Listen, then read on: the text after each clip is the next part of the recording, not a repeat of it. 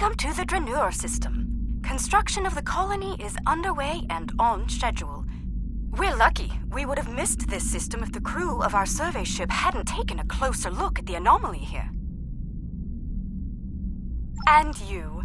I'm glad you and your crew were available to assist us. As you can see, the anomaly orbits both the planet and its moon and appears to be stable. It's also very disruptive to long-range sensors. The USS Challenger's team has been very helpful. They've installed several planetary defense systems and provided modular building units for use at the colony site. Captain LaForge is standing by on the Challenger. Let's not keep him waiting.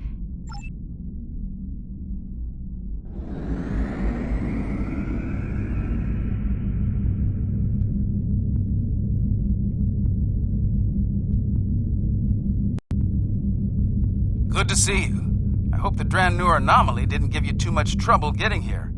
We've been working with the Kentari and the Lucari to study it. We know it's some sort of subspace disruption, similar to what Starfleet has seen in the Delta Triangle. Not only does it cause sensors to behave erratically, but it seems to create a limited sort of cloaking field, both for the planet and the moon. Captain Kumarke and I have been collecting data on the anomaly, but we could use some more. Mind lending us a hand before we head down to the colony?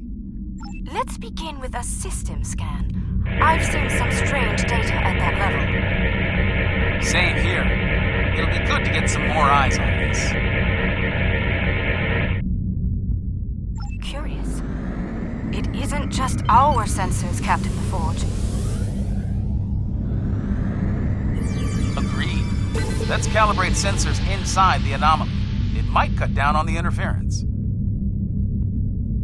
Very well. I've indicated an ideal area. Let's try again there.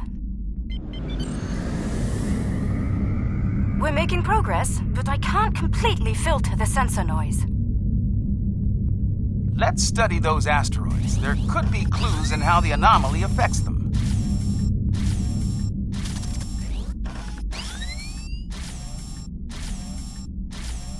How peculiar. This material isn't orbiting, it's just drifting. S-type asteroids, mostly iron and silicates. Nothing out of the ordinary. Some strange readings. Let's take a closer look. Looks like the emitter relays are offline. We'll need to realign them.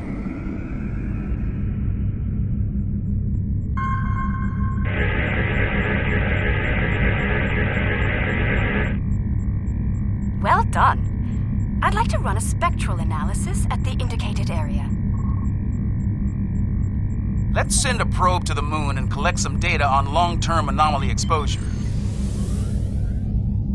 Agreed. But we'll need to get closer to the moon first.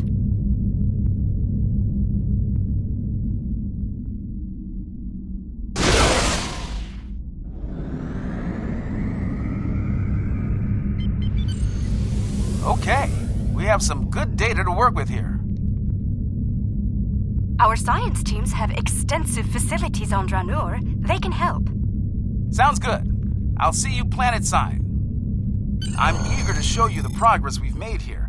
We've done a lot in a short period of time, and I think you'll be impressed. Ready to beam down and see what we've been working on?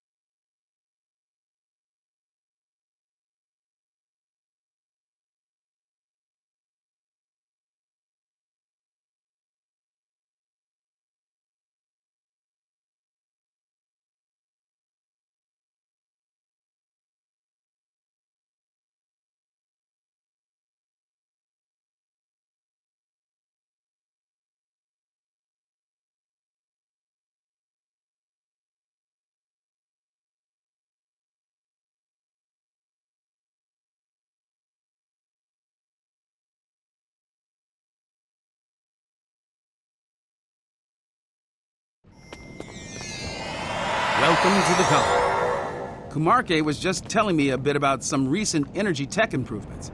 Let's take a look around. As an engineer, I'm impressed by the technology that our partners brought to this project. Working with it has been a rewarding experience for all of us.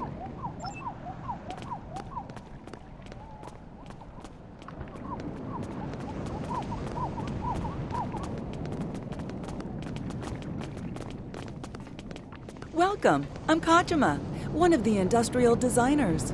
Our colony may be fairly new, but we've already accomplished a great deal. I hope you find our work here interesting. We're trying to build an industrial infrastructure while respecting Lucari design recommendations. It's, let's say, challenging.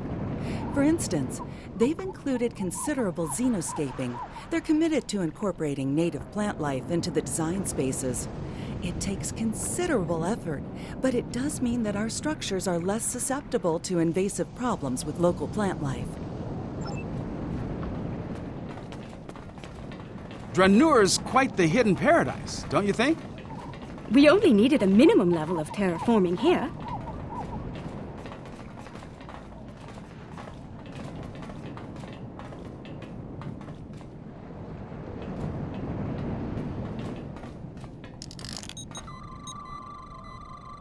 The fusion of Lucari and Kentari technology has been very effective. Our integrated tech output continues to impress. This display will confirm that. As you can see, our energy grid uses an array of natural power sources. This is the first of many hydropower sites on Dranur. Beautiful, isn't it? Quite a sight, isn't it? I'm surveying the output as part of setting up hydropower here. Come upstairs. There's an excellent view of the colony grounds.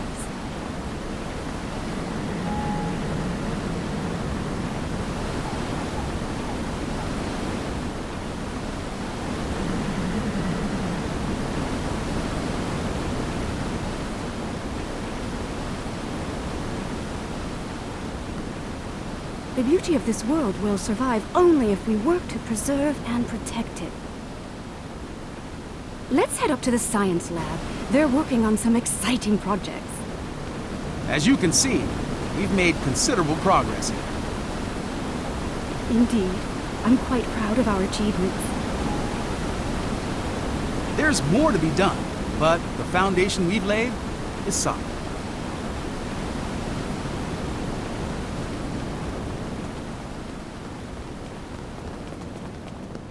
Fair warning, our researchers can be a bit eccentric.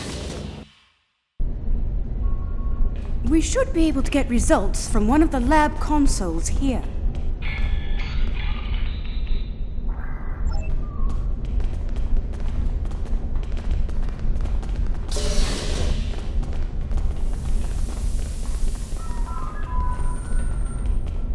Ah, we've been expecting you.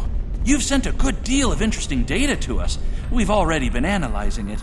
I'll let my companion Eshel explain the findings in more detail. Thank you, my dear. The first thing I realized is that the inert particles should be orbiting to obey gravity rather than holding position.